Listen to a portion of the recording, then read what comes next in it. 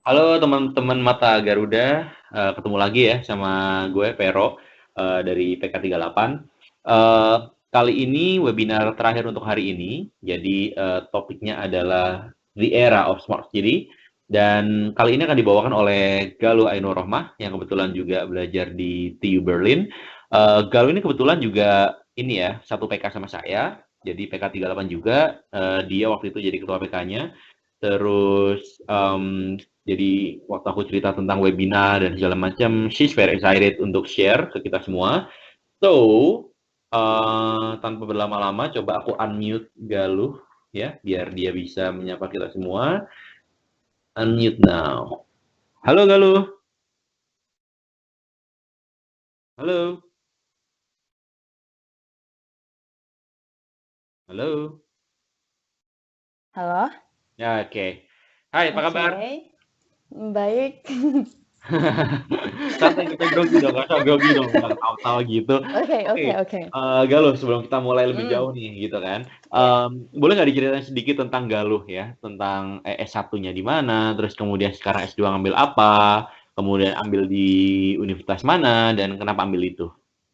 Silakan. Oke, oke. Halo semuanya, selamat malam waktu Indonesia, selamat sore waktu Jerman, dan selamat waktu lainnya di bagian dunia lainnya. Nama saya Galuh Ainur Rohmah, biasa dipanggil Galuh atau Aiga atau Iga.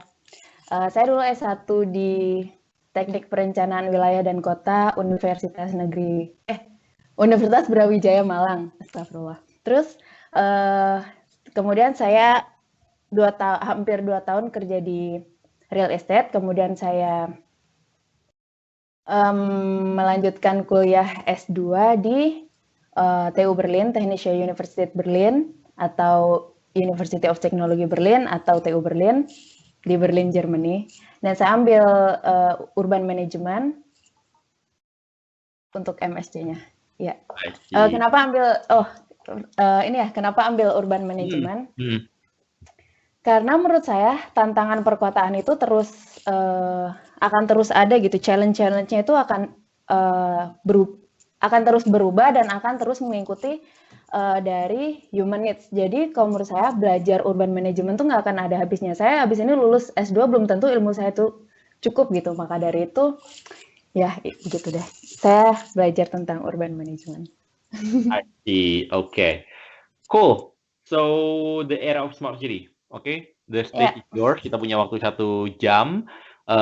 Silahkan di-present seefektif mungkin, seefisien mungkin, sehingga kita punya waktu yang cukup untuk tanya jawab. Silahkan. oke. Halo semuanya. Di sini saya akan sharing dari apa yang saya baca, apa yang saya lihat, apa yang saya pelajari, dari lecture yang saya ikuti, dari conference, juga dari kemarin saya ikut short course di Netherlands tentang smart city. Jadi di sini saya bukan berarti saya lebih pintar dari teman-teman sekalian atau apa-apa, saya juga di sini masih student, jadi kita saling share aja. Ini kayaknya fontnya berubah ya, tapi nggak apa-apa.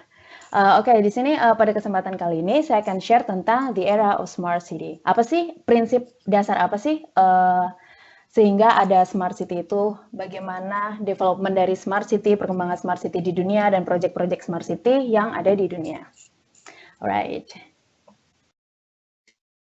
Jadi pada saat ini jumlah populasi di dunia adalah kurang lebih 7 miliar orang.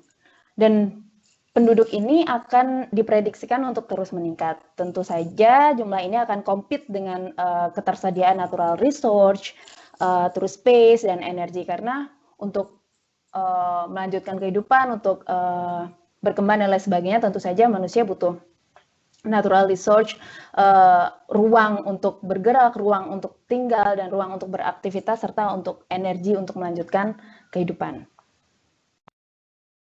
Dan apabila kondisi ini tidak ditangani dengan baik, apabila booming dari penduduk ini tidak di-manage dengan baik, dan untuk menyuplai semua demand yang dibutuhkan untuk semua populasi dunia, apabila prediksi ini tepat dan prediksi pertumbuhan penduduk itu tepat, maka untuk menangani atau untuk menyuplai dari demand penduduk di dunia 40 tahun mendatang, maka kita membutuhkan 3 bumi, which is it's so unlikely and This is a little bit impossible. Not a little bit, this is totally impossible. Lalu fenomena lain adalah urbanisasi. Ini adalah gambar kota-kota besar di mana mereka telah berubah secara drastis. Ini ada Singapura, ada Malaysia. Jadi bahwa benefit-benefit yang ditawarkan oleh perkotaan, ada benefit yang ditawarkan oleh perkotaan misalnya seperti bahwa kita tahu bahwa perkotaan lebih menyediakan teknologi yang lebih baik, infrastruktur yang lebih baik, menyediakan transportasi yang lebih baik, yang sepertinya tidak berlaku di Jakarta ya. Tingkat kesehatan yang lebih baik, gaya hidup yang sepertinya lebih baik, dan pendidikan yang lebih baik dan lain sebagainya, maka hal ini menarik orang-orang yang ada di suburban ataupun yang ada di rural area, yang ada di pedesaan untuk semua pergi ke perkotaan. Ini adalah Jakarta zaman dulu dan zaman sekarang. Dengan kondisi tersebut, maka perkotaan juga struggling untuk menyuplai demand dari penduduk yang melakukan urbanisasi maupun penduduk yang memang sudah menetap di perkotaan. Dan kita harus tahu bahwa sekarang itu hampir dengan semua benefit yang ditawarkan oleh perkotaan, hampir 200.000 orang pindah ke kota setiap harinya di dunia ini. Jadi kita bisa bayangkan betapa tingginya tingkat urbanisasi sekarang di dunia. Maka dari itu, dengan fenomena-fenomena tersebut, maka muncullah gerakan-gerakan yang mendasari atau gerakan-gerakan yang berusaha menampung dan memfasilitasi semua penduduk dan demand dari penduduk-penduduk yang ada di perkotaan. Pendekatan-pendekatan ini sudah kita dengar dari lama ya. Mungkin kosakata atau nama secara detailnya beda-beda, tapi pada dasarnya konsepnya adalah sama. Kita pernah mendengar yang namanya digital city, which is lebih fokus ke inovasi. Bagaimana ini lebih ditawarkan, pendekatan ini lebih ditawarkan oleh para teknokrat pada saat itu, di mana pendekatan ini sangat memfokuskan pada teknologi dan inovasi. Jadi mereka mensuplai inovasi-inovasi, public fasilitas yang bertumpu pada teknologi tentunya.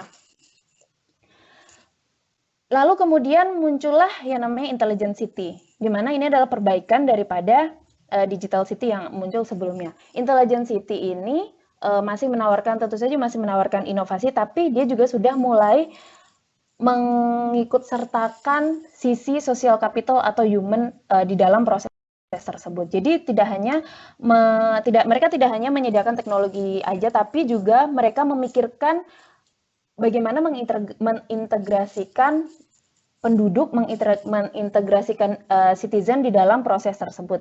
Itulah yang disebut dengan intelligent city. Lalu muncul yang namanya smart city atau yang dulu kita sebut dengan future city, which is yang kita sebut dengan future city saat ini, itu adalah kota saat ini. Maka orang-orang menyebut dengan smart city. Kenapa disebut dengan smart city? Mereka menganggap bahwa para pakar dan para stakeholder yang ada di smart city project menganggap bahwa smart city adalah smart way, how we have smart way to manage the city, how we can approach all of this challenge with smart way. Maka disebut dengan smart city. Apa bedanya smart city dengan digital city dan intelligent city? Karena which is smart city itu adalah kita menawarkan inovasi, kita mengikut sertakan social capital, kita mengikut sertakan citizens dengan memasukkan unsur atau memikirkan tentang sustainability dan berpedoman pada economic development. Jadi intinya gini, jadi mereka tetap menggencarkan atau memproduksi inovasi untuk urban. Mereka memikirkan tentang sosial kapital dan mempertimbangkan sustainability dan mendorong suatu kota tersebut untuk terus melakukan economy development. Nah, economy development ini dari semua sektor dan oleh seluruh stakeholder. Nanti ini memang masih agak abstrak, tapi nanti insya Allah akan lebih detail. Sebenarnya apa sih definisi literatur atau definisi asli dari smart city itu? Apabila kita baca dari banyak literatur, kita baca dari banyak buku atau banyak talk tentang smart city. Mereka hampir semuanya punya definisi yang berbeda terhadap smart city. Misalnya, ini saya mengumpulkan beberapa literatur. Misalnya, smart city is a high-tech, intensive, and advanced city that connects people, information, that city element using new technologies. Okay. Being smart city means using all available technologies and resource in an intelligent to develop urban centers. Smart city with investment in human and social capital in modern communication infrastructure. Dan masih banyak lagi. Tapi apabila kita mengekstrak dari semua definisi-definisi, itu ada satu benang merah yang bisa kita tarik, yaitu pada dasarnya smart city itu selalu memuat unsur teknologi, livability, informasi, data, modern city, people, dan lain sebagainya. Jadi mereka punya satu benang merah. Dan pada dasarnya, dari definisi-definisi tersebut, bisa ditarik kesimpulan bahwa smart city adalah the way we increase quality of life through technology. Poinnya adalah bagaimana smart city ini merespon the real situation dan bagaimana smart city dapat mampu merespon real situation in real time and use the technology to meet the needs of its citizens as they arise. Jadi yang kita bisa garis bawahi adalah real time sangat berperan di sini. Sehingga smart city sangat berpedoman pada data informasi. Pendekatan ini nantinya akan sangat berperan dalam mengubah cara urban planner untuk memprediksi hal-hal ke depan. Tidak lagi kita hanya bertumpu pada perkiraan, asumsi di masa lampau, kemudian kita dihitung lagi dengan asumsi angka dan asumsi kebutuhan, karena kita sudah punya real time data dan data ini akan terus develop. Jadi kita sudah punya cukup data untuk melakukan forecasting untuk kebutuhan ke depan. Nah, itulah basic atau prinsip dasar daripada smart city itu. Lalu bagaimana kita membuat konsep smart city? Teknologi apa yang kita butuhkan dalam suatu smart city? Bagaimana kita mengevaluasi smart city? Itu adalah pasti pertanyaan-pertanyaan dasar apabila kita baru belajar atau baru mengenali dan mencoba understanding dari konsep smart city tersebut. Tapi untuk pertanyaan-pertanyaan tersebut, bagaimana kita membuat konsep smart city, step apa yang harus dilakukan, teknologi apa yang kita butuhkan, dan bagaimana setelah kita punya smart city, bagaimana kita mengevaluasi. Sebenarnya hal ini tidak bisa dijawab dengan satu jawaban yang pasti, yang bisa diterapkan di semua kota. Karena kalau kita kembali pada prinsip bahwa smart city itu adalah untuk mencukupi human needs dan untuk meningkatkan kualitas hidup, tentu saja antar satu kota dan kota lainnya tentu saja akan berbeda. Misalnya kita lihat dari gambar, ini ada gambar 4 kota, Berlin, London, Jakarta, ada 1 kota di India. Misalnya kita lihat Berlin public transportnya sudah lumayan develop, lumayan berkembang, dan Jakarta saya rasa belum. Lalu apabila kita mau menawarkan konsep smart city, tentu saja konsep yang kita tawarkan dengan basic, bahkan dengan tujuan atau objektifnya itu harusnya berbeda. Karena apa? Karena human needs, demand, challenge, dan karakteristik dari tiap perkotaan itu berbeda. Kita tidak bisa mengeneralisir definisi smart city untuk semua kota. Tujuannya pun harus berbeda. Pendekatan ini pun berbeda karena resource yang dimiliki dari suatu kota itu berbeda. Misalnya, apakah smart city yang ada di London, atau karena setiap kota udah punya project smart city di Eropa kebanyakan. Misalnya, apakah project smart city yang ada di London bisa dibawa ke India lalu langsung aja dikopas? Tentu aja nggak bisa. Apakah smart city yang ada di Jakarta misalnya lalu sukses bisa dibawa ke Berlin? Tentu saja enggak. Atau even yang lebih gampang contohnya, Bandung dan Berlin misalnya. 2 kota itu adalah kota yang sangat terkenal dengan creativity dari anak mudanya. Yang sangat menjunjung tinggi culture, creativity, innovation. Apakah smart city yang ada di Berlin bisa langsung dibawa ke Bandung? Tentu saja tidak. Contoh lainnya adalah kemarin baru rilis World Happiness Report. Fun fact-nya adalah dari World Happiness Report ini meletakkan Hong Kong ada di urutan 75. Di belakang Kazakhstan, Libya, Kolombia yang sekarang cukup lumayan kotanya crowded dan mereka punya congestion atau kemacetan yang tinggi, Hong Kong ada jauh di belakang mereka. Kenapa? Karena dari World Happiness Report ini, karakteristik atau penilaiannya salah satunya adalah seberapa friendly orang-orangnya, seberapa baik orang-orangnya terhadap turis, GDP, tingkat corruption, dan lain sebagainya. Maka dari itu kita tidak dengan contoh itu kita bisa tahu bahwa kita tidak akan pernah bisa mengeneralisir karakteristik kota, kita tidak akan pernah bisa memakai satu project atau memakai satu definisi general dari satu kota ke kota lain. Itu adalah basic prinsip daripada smart city.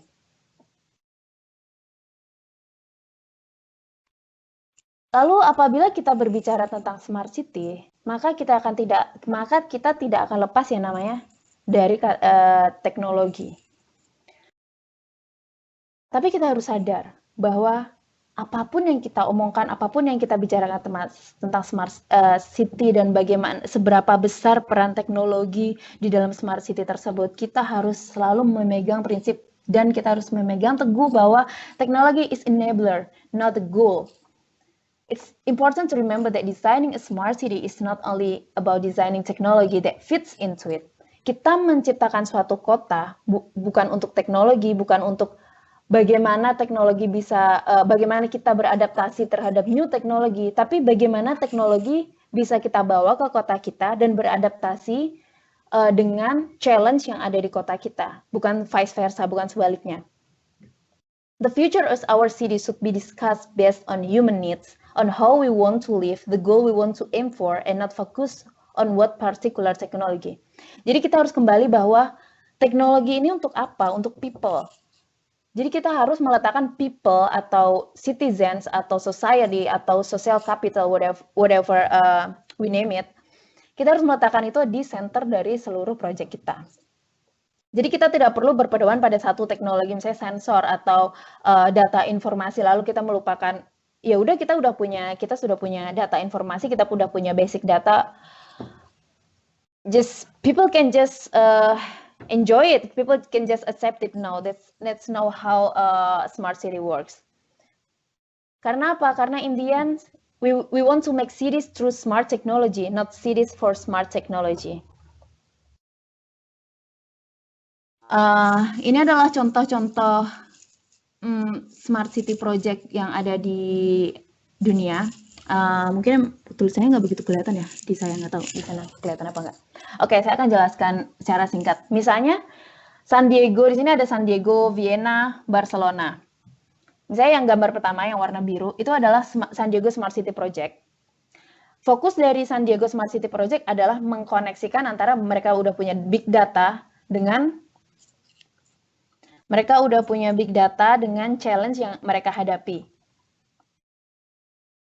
Di mana fokus mereka yang pertama adalah energy and water, smart grid, smart grid atau biasa disebut renewable energy, transportation, tapi transportation mereka fokus ke bicycle and walking, pejalan kaki, waste management, dan climate resiliency. Itu adalah fokus dari project-project di smart city mereka.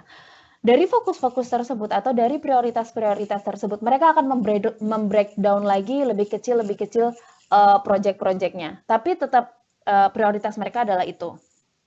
Kemudian gambar di bawahnya adalah smart city di Barcelona. Fokus dari smart city di Barcelona adalah open information for transportasi. Jadi bagaimana orang-orang yang akan menggunakan public transportation, yang akan menggunakan sepeda, yang akan berjalan kaki itu bisa mendapatkan informasi real time seakurat mungkin dan secepat mungkin untuk memudahkan perjalanan mereka. Jadi fokusnya lebih ke pejalan kaki, pesepeda, dan public transportation. Dan lebih ke ICT atau informasi atau data informasi. Sebenarnya ICT dalam data informasi itu maksudnya gimana sih? Misalnya, sepertinya program-program kayak gini belum terlalu ada ya di Indonesia. Mungkin di KRL udah ada, tapi untuk public transportnya belum ada. Misalnya saya misalnya dari Mangga Besar, dari Jakarta mau ke Bandung misalnya. Lalu saya tinggal aja buka aplikasi dari kota, aplikasi yang tentang public transport, ketik dari Bandung ke Jakarta, itu udah ada langsung mau naik apa, rute terbaik itu apa. Dia semacam Google Map, tapi lebih terintegrasi dia mengintegrasikan satu public transport dengan public transport lainnya. Itu adalah contoh kecil dari open data for transportation. Fokus dari Barcelona lainnya adalah smart waste management, di mana hampir semua trash can mereka masih rencana, tapi beberapa di titik udah dilakukan. Mereka memasang sensor-sensor di trash can mereka, di tempat sampah mereka. Terus smart mobility and innovation in urban solution. Innovation in urban solution ini maksudnya adalah Barcelona membuat urban lab di kota mereka yang mengencourage atau mendorong untuk urban inovator ini untuk menciptakan produk-produk dari produk-produk yang akan mempermudah atau memanage perkotaan. Ini adalah yang di atas lagi, Technologies for Smart City. Ini adalah proyeknya dari Vienna. Fokus dari Vienna adalah smart building. Ini sangat gencar banget bahwa Vienna akan melakukan launching banyak smart building mulai dari tahun kemarin atau 2 tahun yang lalu. Kemudian smart energy system dan smart grid, ya sama aja sih, smart energy system sama smart grid. Itu adalah contoh-contoh dari proyek Smart City yang ada di dunia. Oke, next slide. Oke, ini adalah apabila itu kan tadi konsep proyek besarnya Smart City, Smart housing, smart living, smart waste management. Contoh kecilnya tuh apa sih Smart City? Dari Smart City. Jadi kan kita punya Smart City, kita breakdown lagi salah satu misalnya Smart Mobility, kita breakdown lagi salah satunya dari Smart Parking. Apabila Smart Parking itu kita breakdown lagi, ada project-project atau ada aktivitas-aktivitas yang bisa kita ambil contoh. Misalnya, ini ada gambar yang paling atas, itu adalah Smart Parking. Ini project dari Siemens, pilot projectnya dilakukan di Berlin, mulai awal tahun ini dan akan dievaluasi tahun ini juga. Di mana di depan-depan building, di depan-depan bangunan itu dipasang sensor. Jadi ada sensor, ada command center, ada pusat informasi, dan ada aplikasi. Itu yang paling gampangnya. Jadi sensor ini akan mendeteksi, oh ada 3 parkir kosong, atau ada 3 tempat kosong, lokasinya di sini, di sini, di sini. Dia kirim data. Lalu data bisa diterima oleh si user atau kita ini yang bisa melihat datanya. Jadi waktu kita berkendara, kita mau cari parking, kita tinggal klik aja mau cari parkir. Nanti dari aplikasi tersebut akan merekomendasikan kita, oh kamu baiknya parkir di sini karena di sini ada yang kosong segini, kamu rute terbaik untuk mencapai parkir ini adalah di sini, harga parkirnya adalah segini per jam, bla bla bla bla. Apa sih pentingnya itu? Mungkin kita melihatnya, oh itu teknologi banget. Sebenarnya, iya itu teknologi, tapi fungsinya adalah yang pertama itu akan memperpendek rute perjalanan kita. Di mana, dengan memperpendek rute perjalanan, kita akan memperpendek resiko kemacetan. Yang kedua, kita akan mengurangi energi waste. Yang ketiga, ya kita bisa lebih mengefisiensi bahan bakar, kita bisa mengefisiensi energi, dan cost dari travel kita. Contoh kedua adalah yang kanan yang ada tulisan carriers.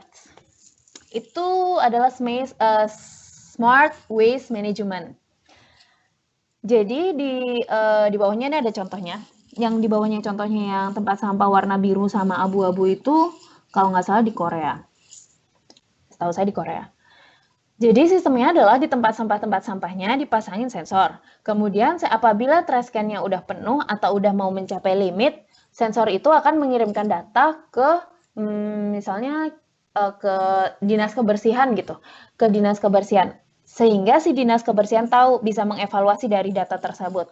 Oh, di neighborhood ini trash can-nya lebih cepat penuh daripada neighborhood yang lainnya. Berarti mereka butuh kapasitas trash can yang lebih banyak.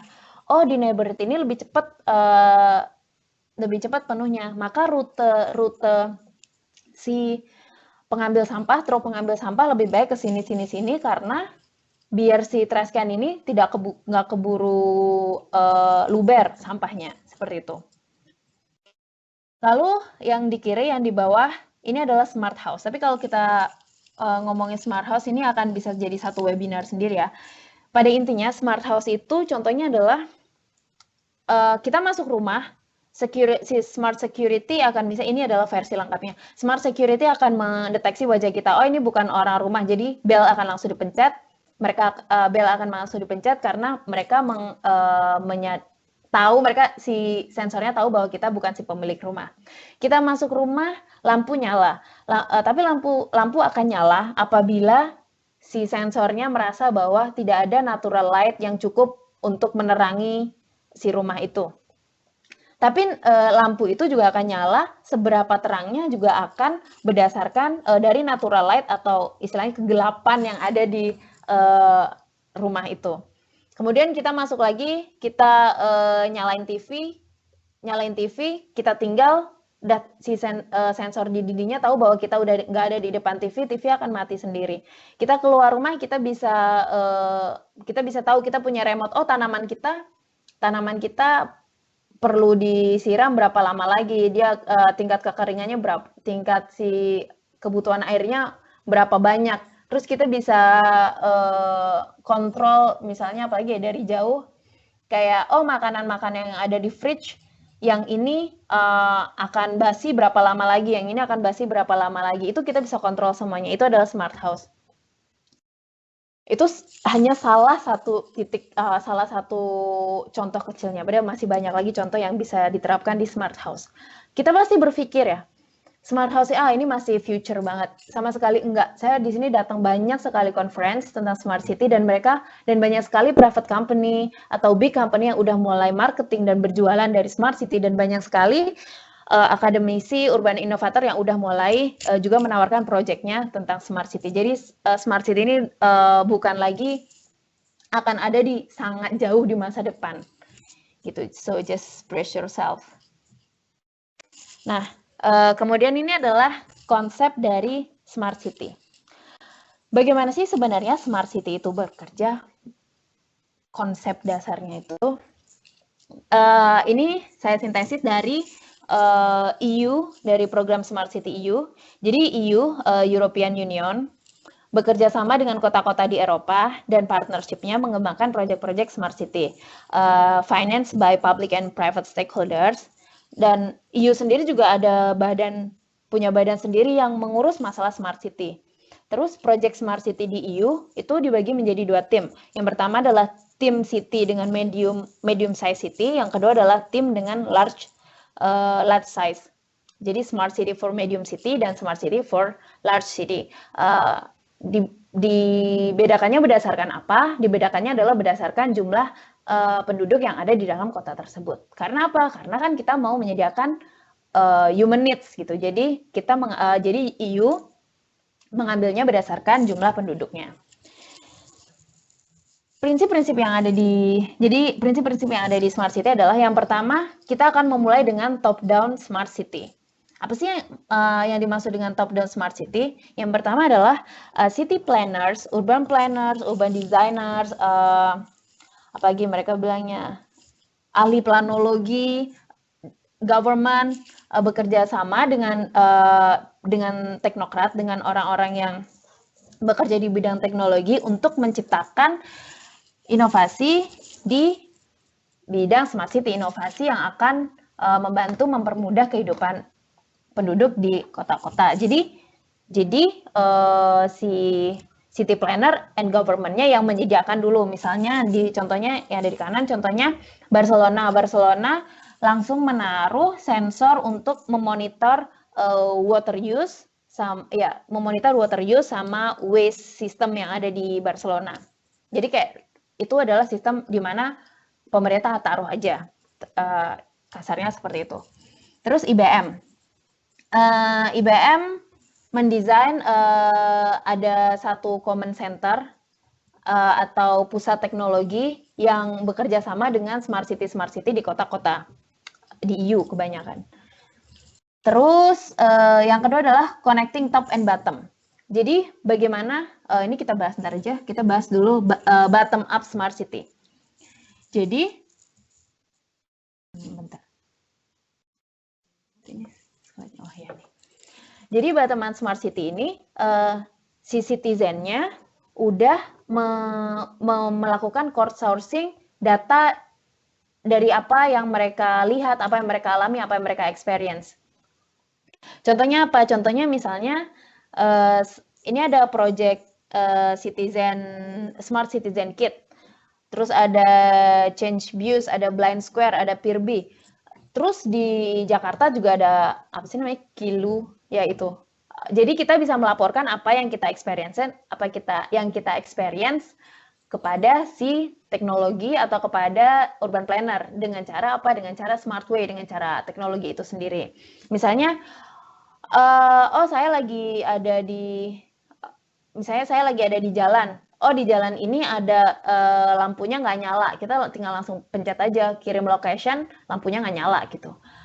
Itu secara gampangnya. Terus untuk ada lagi aplikasi yang saya tahu di sini, yang saya tahu di Berlin, itu adalah aplikasi untuk handicap, orang-orang handicap. Jadi di aplikasi tersebut kita bisa memasukkan rute untuk handicap itu orang dengan kursi roda. Oh, public transport yang bagus untuk mencapai sini ke sini tuh kamu naik ini karena rute ini mempunyai fasilitas untuk penyandang untuk pengguna kursi roda. Itu adalah salah satu contoh contoh di mana citizen juga ikut memberikan real data. Contoh lainnya adalah ada project di Amsterdam. Saya lupa namanya. Dia project smart city juga, depannya Z. Jadi project itu ketika kita buka websitenya, kita bisa melihat ada interaktif map. Kita bisa klik, misalnya kita mau klik Malang. Kita klik daerah Universitas Brawijaya. Klik, di situ akan muncul planning ke depannya itu apa. Dan kita bisa mengetikkan masukan kita ke situ. Oh, di sini jangan dipasang jalan karena akan gini. Udah. Selain itu, di interaktif map itu kita bisa membuat crowdsourcing sendiri. Misalnya saya pasang klik di daerah Jakarta, di daerah Manggarai misalnya. Oh, bagaimana kalau kita membuat urban farming di sini? Maka citizen yang lainnya bisa, oh iya benar juga, kalau buat urban farming di sini lebih baik kita gini. Itu udah memasuki bottom up planning dari smart city. Lalu di tengah-tengah dari top down and bottom up itu di mana si teknologi itu berada. Teknologi itu yang akan menjembatani antara top down dan bottom up. Teknologi itu yang akan membuat city planner, yang akan membuat pemerintah bisa menganalisa data-data real time. Oh, di sini ternyata di sini ternyata banyak jalan rusak berdasarkan pengamatan dari masyarakat. Maka mereka bisa melakukan perbaikan di lokasi tersebut. Itulah koneksi-koneksi itulah teknologi itu berperan tuh di antara koneksi dari top up and bottom up planning itu.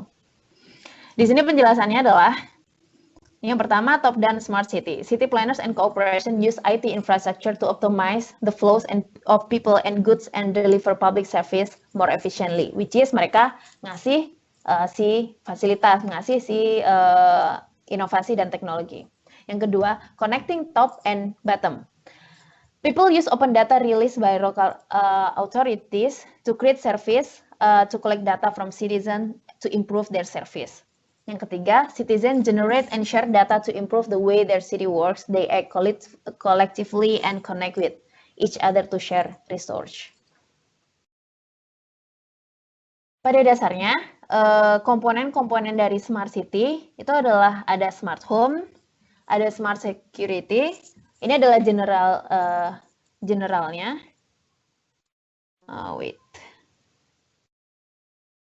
Lupa geser.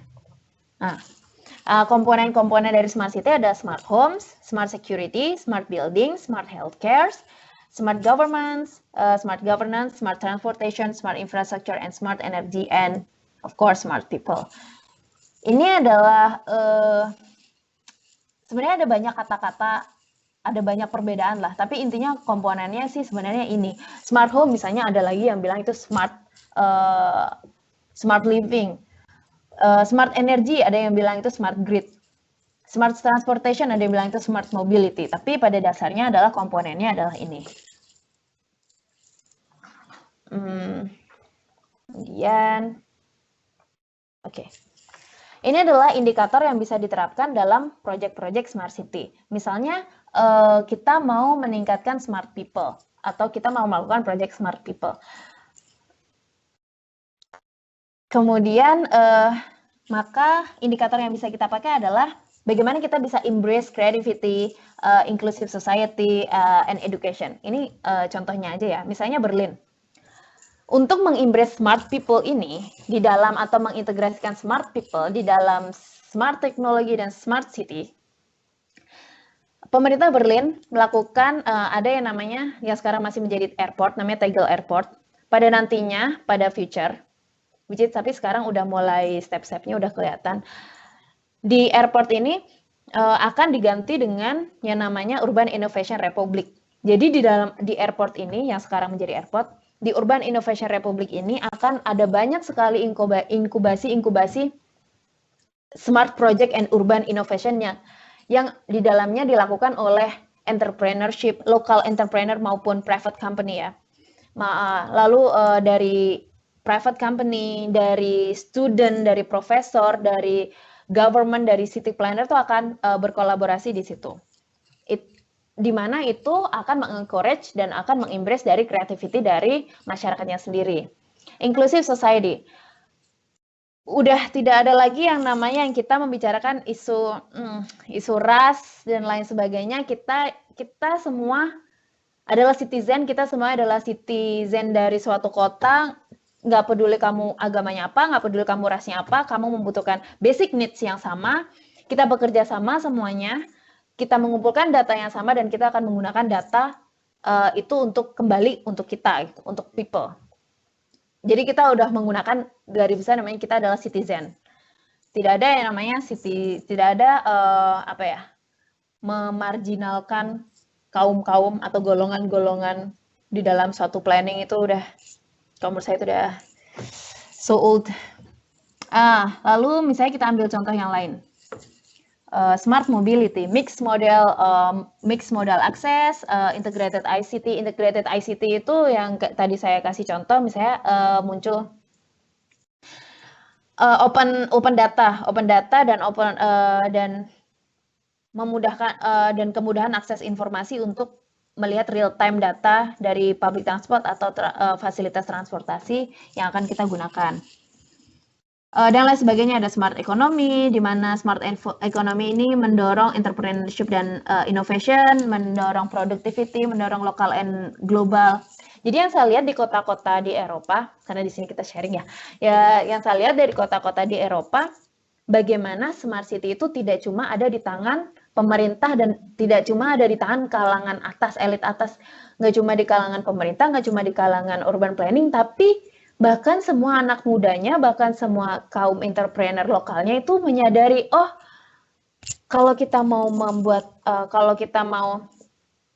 smart city, berarti opportunity yang kita bisa ambil, kita bisa jadi entrepreneur, kita bisa bikin urban inovasi ini, kita bisa bikin ini, kita bisa bikin ini. Itulah salah satu tujuan dari smart city sebenarnya. Sehingga kita bisa meningkatkan productivity dan economy development. Yaitu adalah dua contoh yang bisa saya sebutkan. Itu masih ada smart grid, masih ada smart living, smart mobility, smart people, smart economy, smart environment. Smart grid itu adalah smart energy. Itu biasa disebut dengan smart grid. Oh ya, juga yang paling penting adalah juga ada smart governance. Smart governance. Next. Oke. Oke, minum dulu. Ya, pada era sebelumnya, ini bisa kita lihat ada dua gambar ada 4 gambar nih. Ada 4 gambar yang hitam putih sama yang berwarna.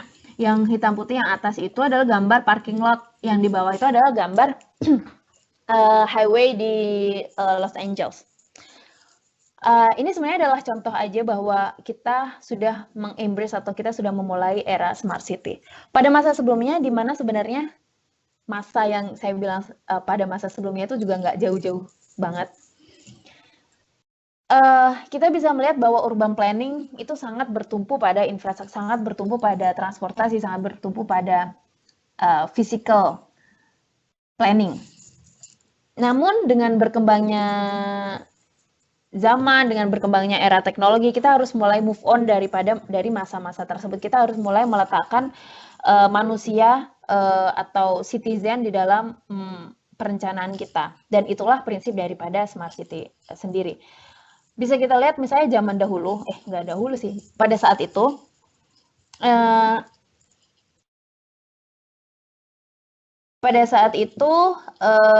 ada untuk membangun highway, contohnya di LA, di Los Angeles yang di bawah ini, untuk membangun jalan raya yang ada di Los Angeles yang dibangun 4-level interchange, ini dengan mereka membangun si 4-level interchange dengan menghancurkan 4.000 rumah dan apartemen pada masa itu. Dan sejak saat itu data menunjukkan bahwa tingkat penggunaan kendaraan dan tingkat kepemilikan mobil itu meningkat tajam pada saat itu. Dan kebutuhan untuk parking lot itu sangat tinggi sehingga perlu mengubah land use yang harusnya housing, yang harusnya perumahan menjadi parking lot. Sebenarnya itu sangat miris ya, mendapati bahwa kita yang harus beradaptasi terhadap infrastruktur, kita harus beradaptasi terhadap transportasi, terhadap private vehicle. Nah, itulah yang harus kita avoid, harus kita tinggalkan, bahwa kita tidak boleh beradaptasi kita tidak boleh mengikuti jalannya teknologi, tapi teknologi yang harus beradaptasi dengan kebutuhan kita. Lalu yang kedua adalah gambar electric car, di mana electric car ini udah sangat bisa dilihat di mana aja di Berlin. Misalnya ini adalah gambar electrical di Berlin. Electrical masuk dalam program Smart Mobility Berlin yang ada di bawah payung Smart City. Electric car tidak hanya bertumpu pada teknologi, tapi prinsip bahwa electric cars akan membantu program zero energy, mengurangi konsumsi bahan bakar, terus memboost ekonomi development, dan tidak hanya itu, tapi electric cars juga mengurangi kepemilikan kendaraan pribadi dengan sistem car sharing. Contoh-contoh seperti itulah yang harus kita pikirkan, bahwa bagaimana teknologi itu tetap bisa bagaimana kita tetap bisa mengintegrasikan people dengan teknologi. Yang di bawah adalah tentang autonomous car, which is like the hype issues of smart mobility. 10 tahun mendatang, kita akan banyak sekali melihat autonomous car yang ada di jalanan yang ada di Eropa maupun Amerika atau di developed countries. Jadi kita harus mulai bersiap-siap terhadap era yang baru, yaitu era of smart city. Dan ini adalah stakeholders dari smart city sendiri, di mana ada direct stakeholders and indirect stakeholders. Direct stakeholders ini adalah bagaimana kita meletakkan city sebagai customers. Berarti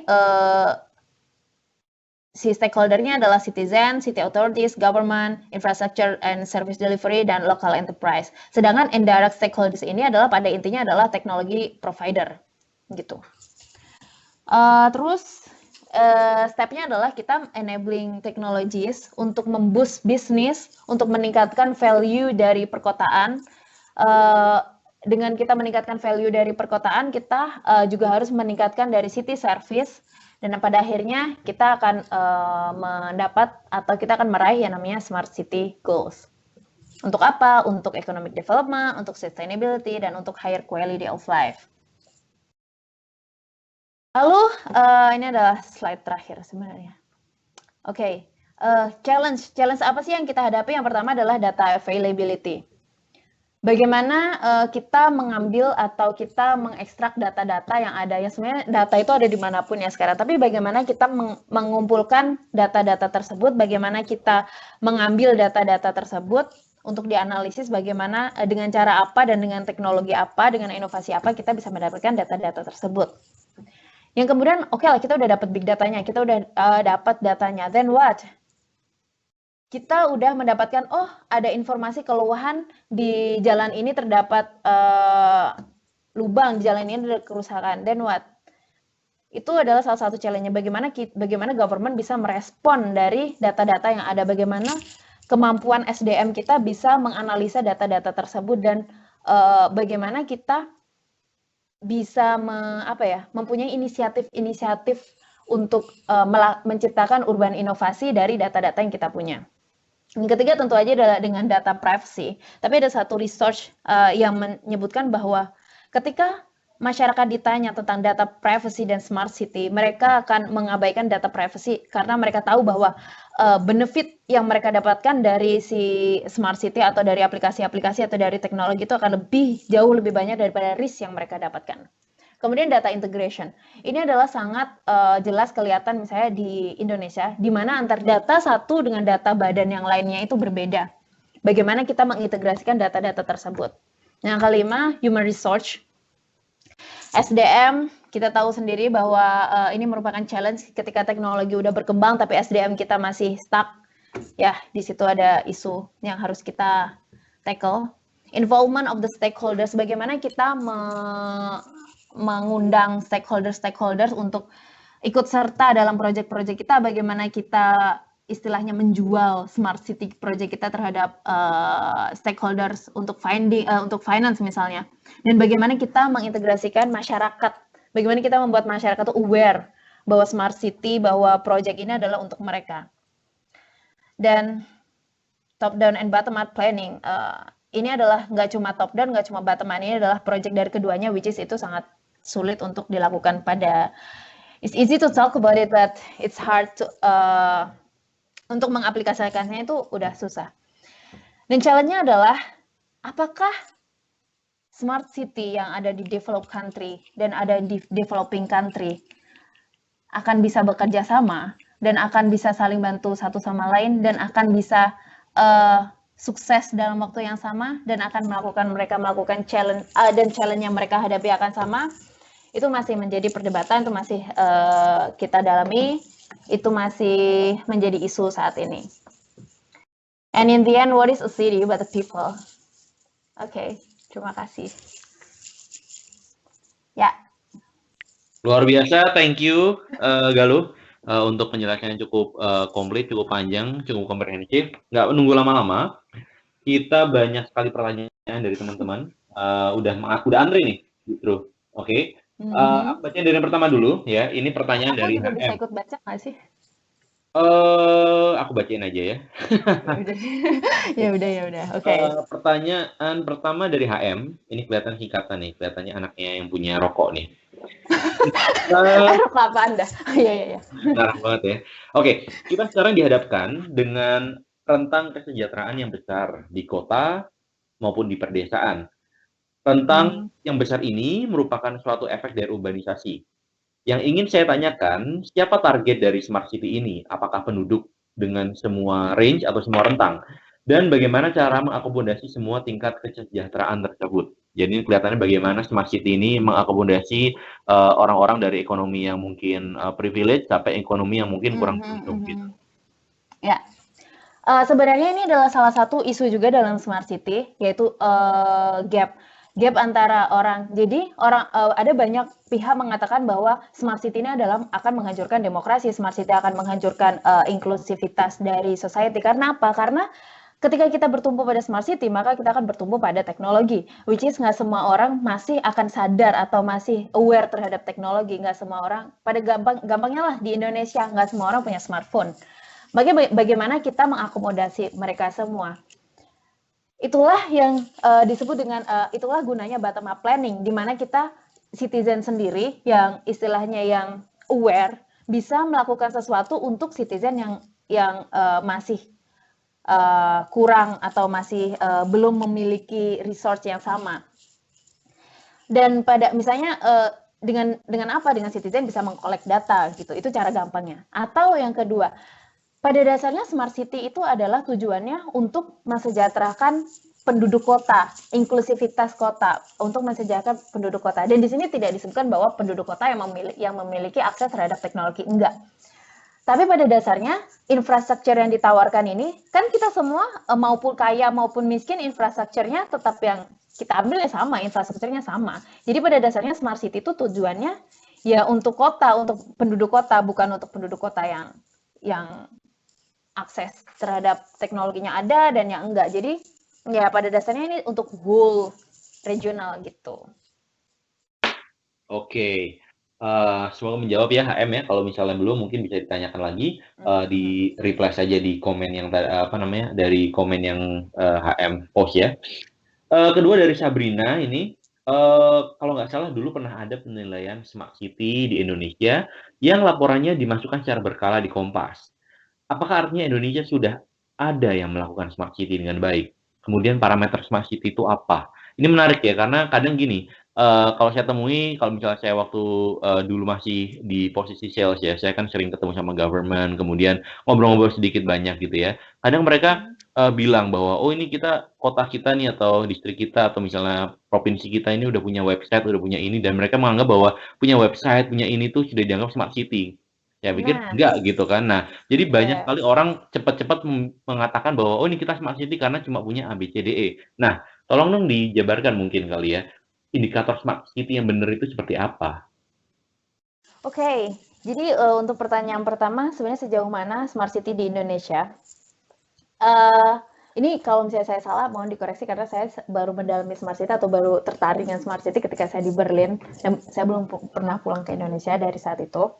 Tapi dari yang saya baca, yang udah gencar melakukan smart city adalah Jakarta dan Surabaya, which is yang sekarang akan diikuti oleh kota-kota lainnya yang masih menginisiasi akan program smart city. Tapi yang saya tahu bahwa Jakarta udah punya tim sendiri untuk Jakarta Smart City. Sudah ada websitenya juga, udah ada aplikasi-aplikasi yang bisa ditawarkan, yang bisa membantu dari Smart City itu. Dan dia sudah ada control centernya juga, nggak? Udah ada. Timnya sih udah ada, maksudnya kayak apa? Badannya sendiri tuh udah ada, divisinya tuh udah ada. Cuma dari technical dari control command-nya sendiri aku belum tahu. Cuma dari badannya udah ada. Kemudian dari kalau Bandung sendiri nanti November kalau nggak salah, pokoknya tahun ini dia akan juga menjadi salah satu smart city project yang akan ditampilkan di USA. Itu Bandung. Cuma Bandung belum, setahu saya belum ada timnya, belum ada badan yang jelas yang mengatur dan memanage tentang smart city. Itu adalah development dari smart city di Indonesia. Dan setahu saya ini kayak masih dengar-dengar aja bahwa masih banyak government yang berpikir bahwa di Indonesia parameter dari smart city itu adalah seberapa banyak aplikasi yang kita siapkan, seberapa banyak aplikasi yang kita bisa produksi, seberapa banyak kita bisa hire vendor, lalu ya udah kita punya aplikasi then what? Itu tadi yang saya jelaskan bahwa kita punya data tapi kita nggak bisa apa-apa, udah punya data dan ya udah gitu aja, nggak ada sustainability-nya. Itu yang mungkin bisa saya lihat dari smart city di Indonesia. Yang kedua, yang ketiga, parameter smart city. Saya pernah nanya waktu itu di conference, karena kita smart city per kota itu fokusnya itu beda, lalu sebenarnya bagaimana kita menganggap, oh kamu udah smart, kota kamu tuh udah smart, and you are smarter than other city. Bagaimana kita bisa berkata seperti itu? Lalu para panelisnya waktu itu adalah Smart City Conference di Frankfurt, ya, dari European Union. Dia bilang bahwa kita tidak akan pernah bilang kita tidak akan pernah bisa bilang bahwa city kita itu sudah smart. Karena apa? Karena teknologi itu terus berputar, kita terus beradaptasi terhadap new teknologi, di challenge kita terus banyak, maka ya namanya kita sudah mencapai ke sana, kita sudah mencapai titik smart city itu tidak akan pernah ada, karena ya itu, kita akan terus beradaptasi teknologi, apalagi kita berurusan dengan teknologi, which is teknologi itu terus maju dan terus berkembang gitu. Itu. Tapi untuk parameternya apa? Parameternya yang pertama yang bisa sangat dilihat adalah quality of life. Dari kualitas hidup dari masyarakatnya. Bagaimana masyarakat aware terhadap proyek-proyek yang kita lakukan. Dan bagaimana pemerintah bisa melakukan efisiensi energi, karena yang membedakan smart city dengan approach yang lainnya adalah kita mempertimbangkan sisi sustainability, dan economic development. Jadi dari basic itu aja kita bisa lihat, oh kalau misalnya kita udah bisa meningkatkan kualitas hidup, kita bisa menyediakan infrastruktur yang efektif dan dan kita bisa memikirkan atau istilahnya memasukkan sisi sustainability terhadap planning kita, dan kita bisa memboost economic development dari project kita ya. Dari project kita ya, berarti at least we're close with that gitu. Tapi pada dasarnya kita tetap harus beradaptasi terhadap teknologi-teknologi dan terhadap inovasi-inovasi. Nggak akan pernah ada habisnya gitu. Itu. Oke, ini cukup panjang ya. Semoga menjawab ya. Ini yang menanyakan tadi siapa? Sabrina ya.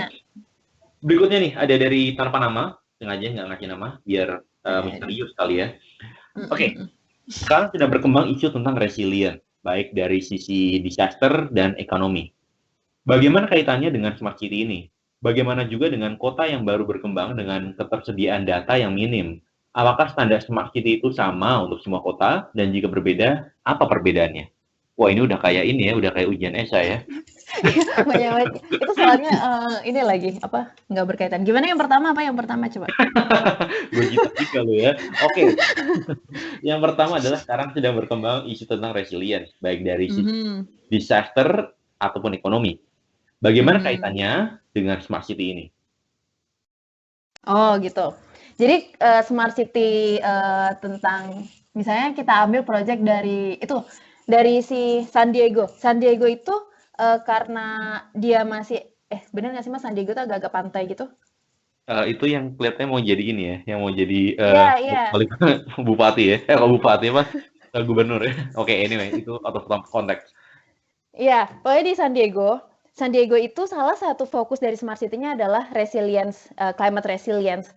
Karena apa? Karena dia karena dia merasa bahwa mereka sangat rentan terhadap disaster. Ada salah satu kota lagi di USA, saya lupa namanya, depannya H, kota kecil gitu. Dia ada di daerah pesisir juga. Smart City project dia yang pertama fokusnya adalah smart living, which is smart living-nya bukan dari smart housing, dari smart dari smart mobility, tapi smart living-nya adalah bagaimana mereka meletakkan sensor-sensor di daerah pantai. Jadi bagaimana mereka mendapatkan real time data dari pantai tersebut untuk melakukan preventing dari disaster. Itu adalah contoh-contoh bagaimana smart city mengakomodasi disaster management. Emang kalau kita ngomongin smart city bisa sangat teknikal gitu. Kemudian untuk economic resilience, pada dasarnya smart city sendiri tujuan akhirnya adalah memboosting economic development dari kota-kota yang ada gitu.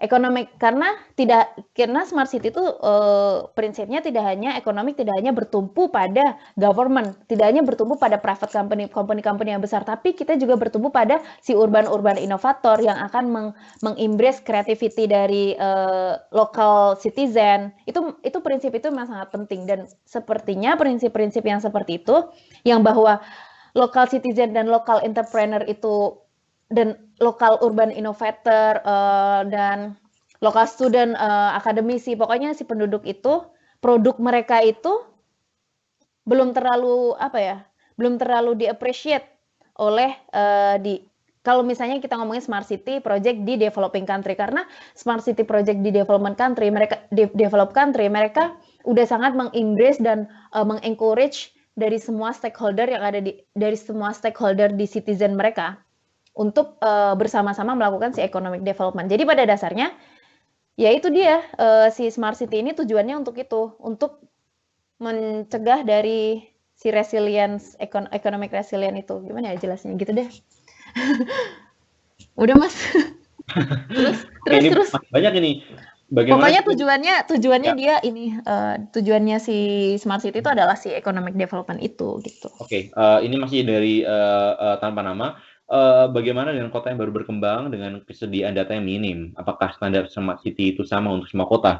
Jadi kota yang baru masih minim, apakah standar untuk dikatakan sebagai smart city itu sama dengan kota-kota yang mungkin sudah berkembang? Enggak, karena aku udah jelasin tadi bahwa even kota yang berkembang 1 dan kota yang berkembang 2 tuh nggak bisa kita samakan. Misalnya kota yang berkembang 1 Barcelona dengan Vienna, dua-duanya itu adalah salah satu pionir dari smart city di EU. Itu nggak bisa kita samakan. Karena Barcelona karakteristik orang-orangnya beda, Vienna karakteristiknya lebih ke Germanized people, yang udah pasti berbeda banget, itu udah nggak bisa disamakan. Apalagi developing country dan kota-kota di develop country itu udah nggak bisa disamakan lagi. Ini lagi nyamakan dengan kota baru dan kota yang udah growth.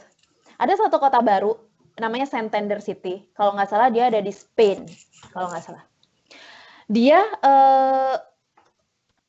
bentar aku cek.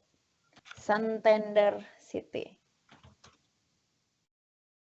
Oh, dia ada di Spain. Jadi Santander City ini adalah kota, dia sebenarnya nggak baru-baru banget, tapi akan baru dimulai untuk melakukan si Smart City Project. Ini adalah namanya eksperimen. Jadi kota ini dijadikan eksperimen untuk Smart City di Spanyol.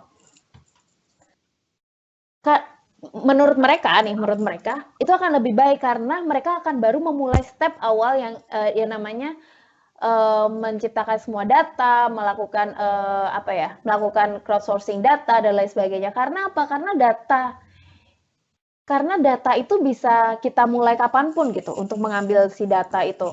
Jadi mereka, si contoh teknikalnya, si Santander itu udah mulai memasang sensor-sensor di jalanan, sensor-sensor untuk menganalisis kebutuhan transportasi, sensor di infrastrukturnya, misalnya di waste management, di water, dan lain sebagainya. Mereka itu baru memulai crowdsourcing untuk data. Dan semua orang positif gitu, semua stakeholder positif bahwa mereka juga akan pada saatnya akan mencapai yang namanya smart city, karena ya namanya crowdsourcing data bisa dimulai kapanpun. Yang permasalahannya adalah setelah kita punya data tuh gimana kita menganalisanya gitu, bagaimana kita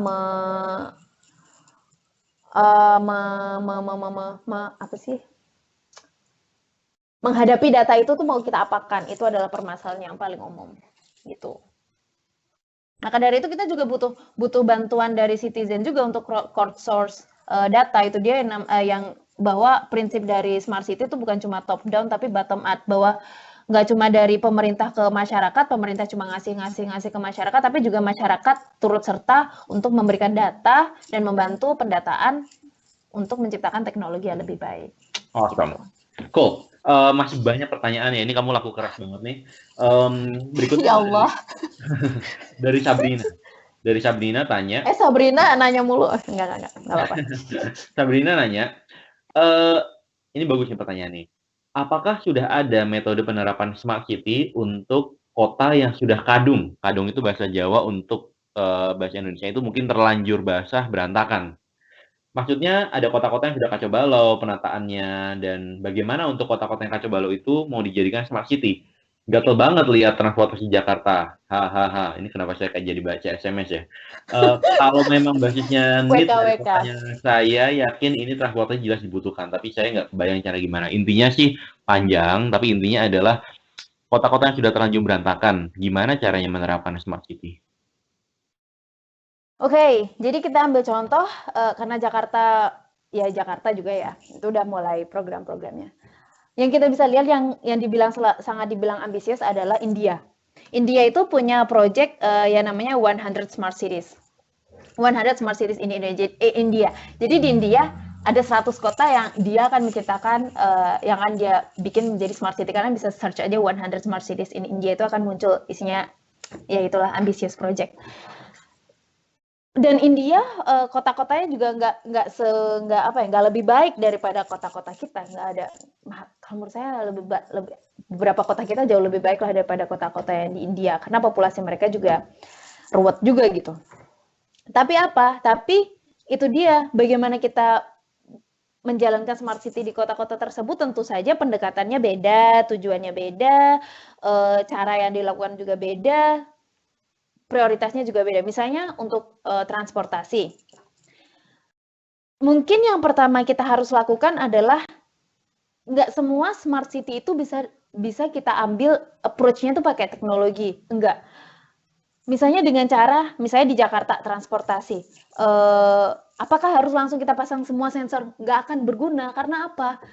Karena untuk apa kita pasang sensor padahal kita udah tahu pasti di jalan itu macet, nggak akan ada gunanya. Mungkin misalnya cara pendekatannya adalah misalnya pengurangan kendaraan bermotor. Dengan cara apa? Dengan cara mindset people untuk menggunakan public transport. Menggunakan public transport itu dengan apa? Dengan cara meningkatkan kualitas dari public transport. Itu dulu lah istilahnya kayak itu kan nggak menggunakan teknologi, tapi dengan cara itu nantinya ke depannya kita bisa menerapkan approach smart city yang lain gitu. Tapi yaitu dia at least untuk kota-kota yang kalau menurut saya pribadi kota-kota yang udah terlanjur basah, yang pada titik kadung yang udah terlanjur basah, menurut saya cukupi dulu basic needs, demands, basic facility demand, housing, public transportation, dan menjadikan masyarakat itu menjadi smart people, which is mereka mindsetnya dulu diubah bahwa kota ini adalah punya mereka, bahwa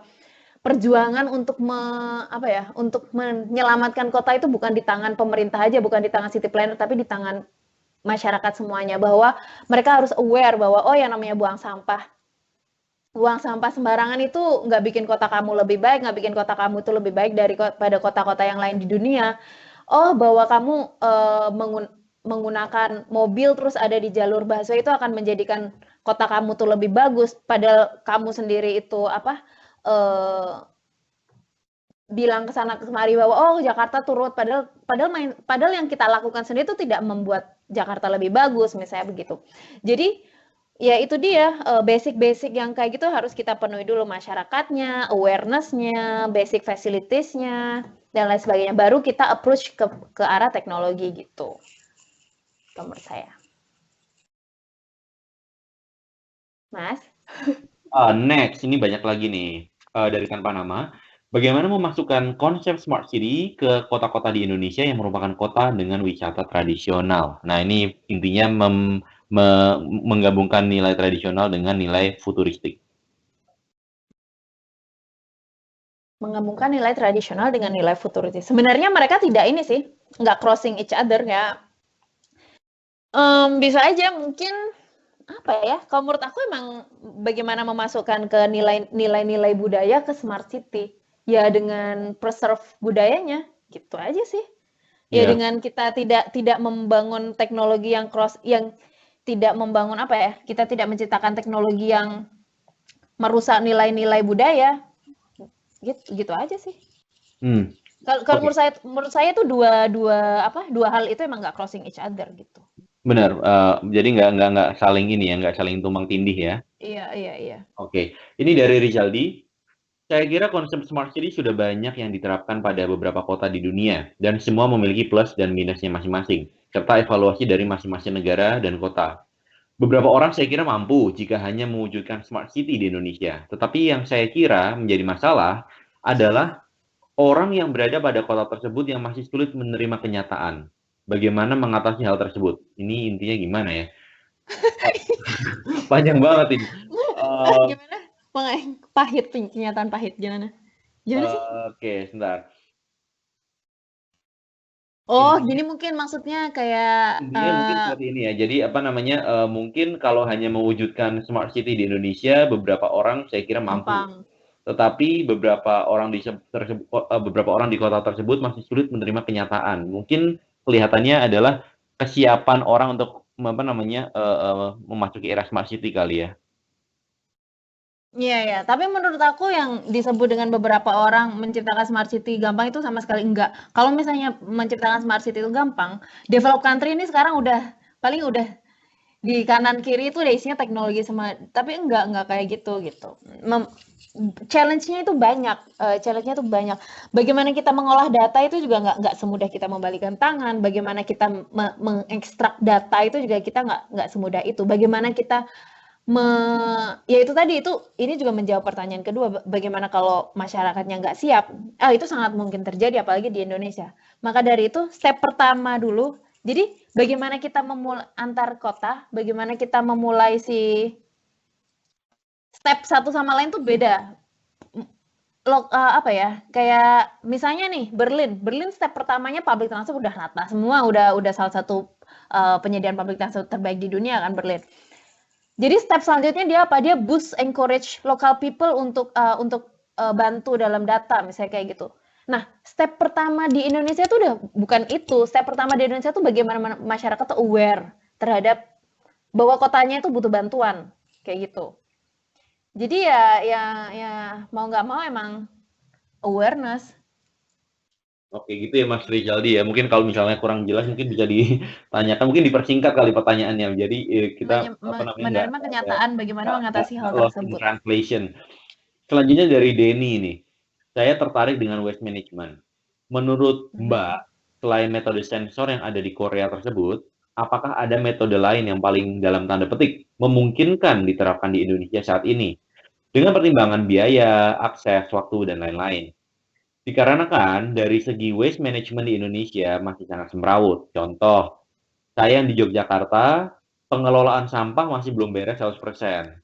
Di kampus saya saja sudah ada 3 jenis trash can, organik, plastik, dan lain-lain. Tapi si pembuang sampah sudah sadar dengan pemindahan tersebut, tetapi setelah diselidiki, pada saat dikumpulkan, ternyata semuanya digabung juga ujung-ujungnya, gitu kan. Jadi seperti nggak berguna gitu. Itu baru satu contoh, tapi itu apa namanya hanya satu contoh dari apa namanya iceberg yang lebih besar seperti itu. Jadi gimana menurut Galuh?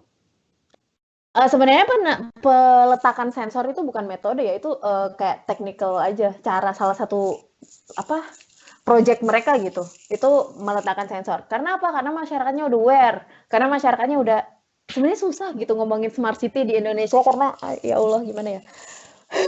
It's more on the Masyarakatnya human tuh side ya. iya, masyarakatnya sendiri tuh masih belum memiliki sense of belonging dari city-nya. Kalau misalnya dari waste management, jadi kita harus benar-benar kembali bahwa smart city itu nggak cuma tentang teknologi. Teknologi itu cuma salah satu alat bantu dari smart city. Smart city itu adalah tujuannya itu adalah smart city, which is adalah yaitu tadi kualitas hidup, inklusivitas dari people, terus memikirkan sustainability dan ngeboost economic development. Caranya salah satunya adalah teknologi, salah satunya adalah teknologi dan inovasi. Tapi apabila kan tadi udah dibilang, apabila kota-kota itu berbeda satu sama lain. Misalnya kota di Indonesia. Kota di Indonesia masih susah sekali untuk mengamalkan cara-cara yang dilakukan di developed country, misalnya untuk sensor. Trash can aja masih apa ya, masih kurang gitu. Untuk apa dipasang sensor dulu, mending cukupi dulu trash can, cukupi dulu tempat sampah, bagusin dulu recycle-nya atau awareness dari people-nya tuh diperbagus dulu. Percuma kalau misalnya dikasih sensor, pasti orang bakal mikir, ah udah ada sensor, buang-buang aja lah, ntar juga mereka punya cara lain untuk ngatasin ini gitu. Pasti pemikirannya, pola pikirnya seperti itu. Jadi yang pertama ini berdasarkan opini aku aja. Jadi pertama yang harus kita lakukan untuk waste management di smart city adalah bagaimana kita menanamkan awareness terhadap people. Kayaknya 80% ini data kasar aja ya. Semua orang yang aku tahu di Berlin, mereka senakal-nakalnya mereka memisahkan sampah. Mereka tahu bahwa, oh karena apa? Karena mereka tahu bahwa, oh ini city aku, ini kota aku nggak suka Berlin tuh kotor. Misalnya kayak gitu. Sedangkan di Indonesia enggak. Gimana sih pemerintah kok kotanya kotor? Pasti dari statement-nya aja beda. Jadi yang pertama yaitu awareness. Awareness, mindset of people, bottom up. Itu yang pertama step-nya. Untuk di sektor apapun kalau menurut aku. Gitu. Oke. Ini Sabrina lagi nih. Ini hobi banget nih Sabrina nih. Oke. Sabrina japri aja gimana? Oke, Sabrina nih ya. Kayaknya sebagian besar tool smart city yang ada saat ini basisnya aplikasi smartphone ya. Berarti smart city ini nggak mungkin dilakukan ke kota yang sebagian besar penduduknya nggak punya smartphone. Atau adakah case lain yang tanpa smartphone? Dalam tanda petik nih. Dalam tanda kurung. Menyambung pertanyaan anonim tentang cara masukin smart city ke kota-kota dengan wisata tradisional.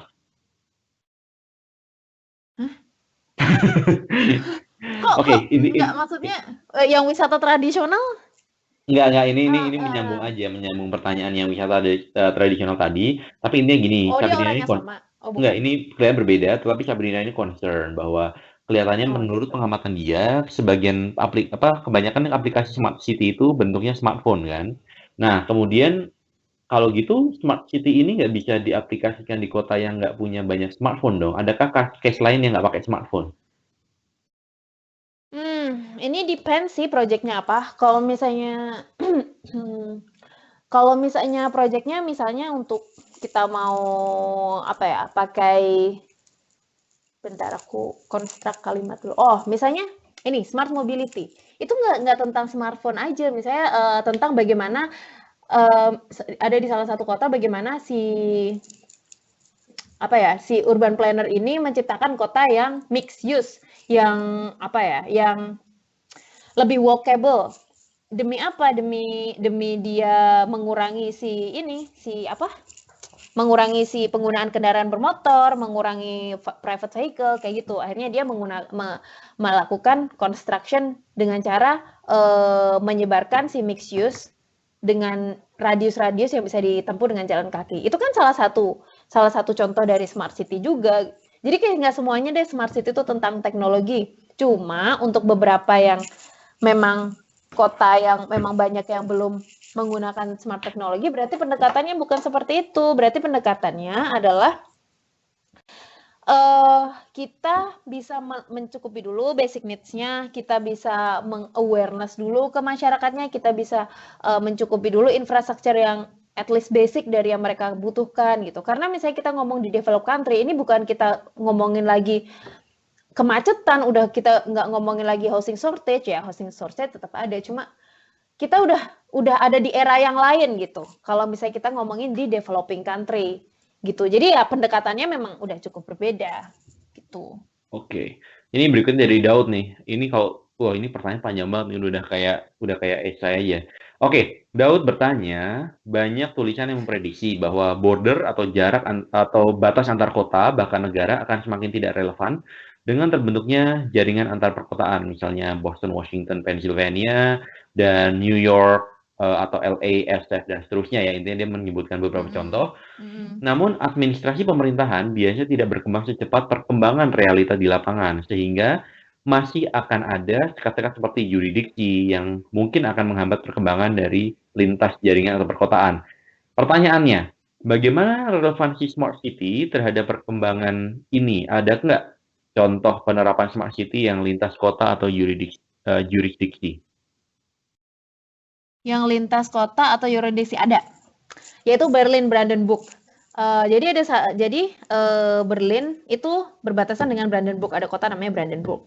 Mereka punya satu project yang sama di bawah payung smart city, yaitu smart mobility-nya. Dengan cara apa? Dengan cara mereka sama-sama ngebus untuk penggunaan elektrikal. Jadi ada di satu bukunya di apa? Di rencananya itu adalah smart mobility for Berlin Brandenburg. Itu adalah fisikalnya.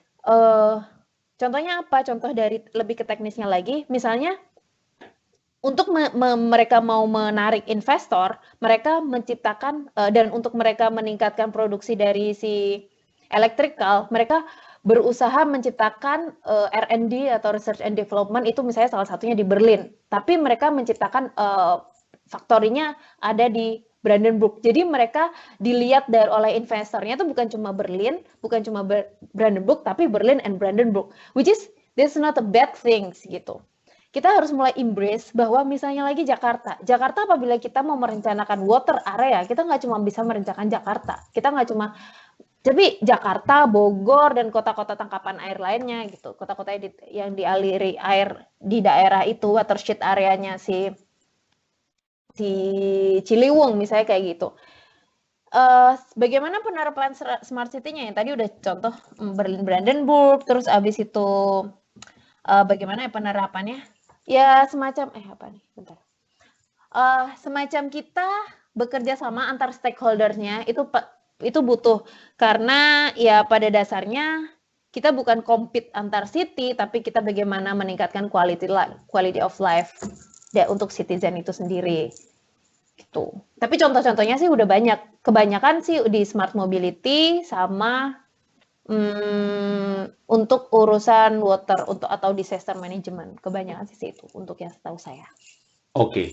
Nah, ini dari Jessica, konsep yang menarik Apa? dengan melibatkan warga sebagai sumber data. Bagaimana cara menjaga kualitas data tersebut? Di satu sisi, metode ini efektif dan efisien, namun di sisi lain bisa jadi banyak informasi dalam tanda petik palsu yang beredar dalam database. Nah, ini data ini ya, data hygiene ya istilahnya ya. Iya, Gimana? iya, iya.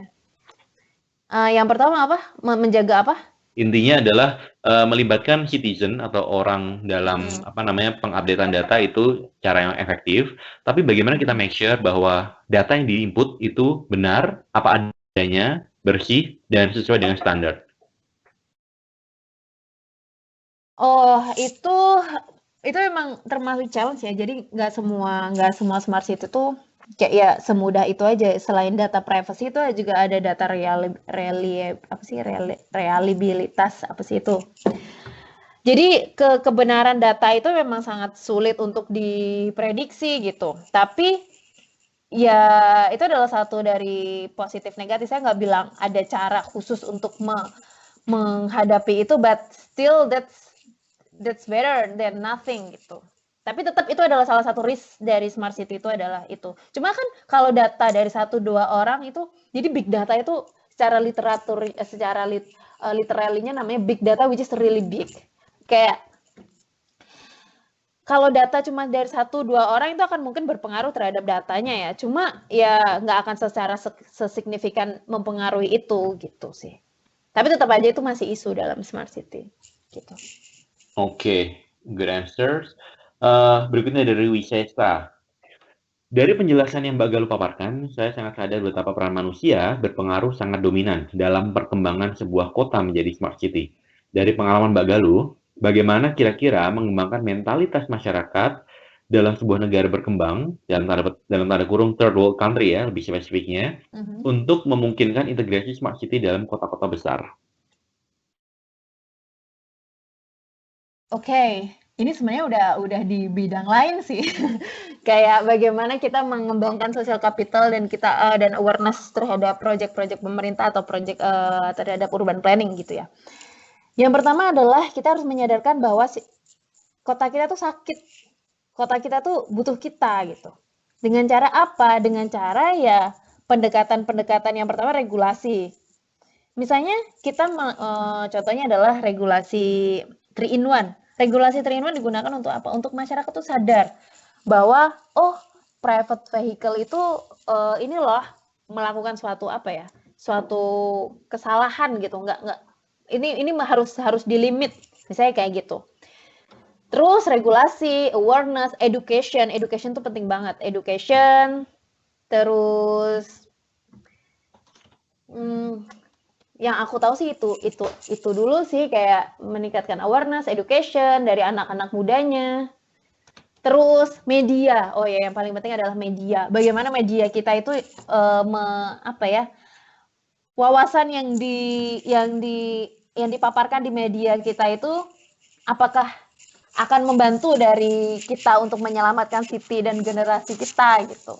Ya, banyak sih hal-hal yang kayak gitu, media cetak maupun elektronik, ya gitu deh, aku nggak begitu mempunyai kapabilitas untuk ngomongin masalah bagaimana mendevelop sosial struktur gitu. Tapi cuma yang ada di kalau aku sebagai anak muda, terus aku boleh ngomong apa yang harus diubah tuh yaitu media, education, awareness gitu sih.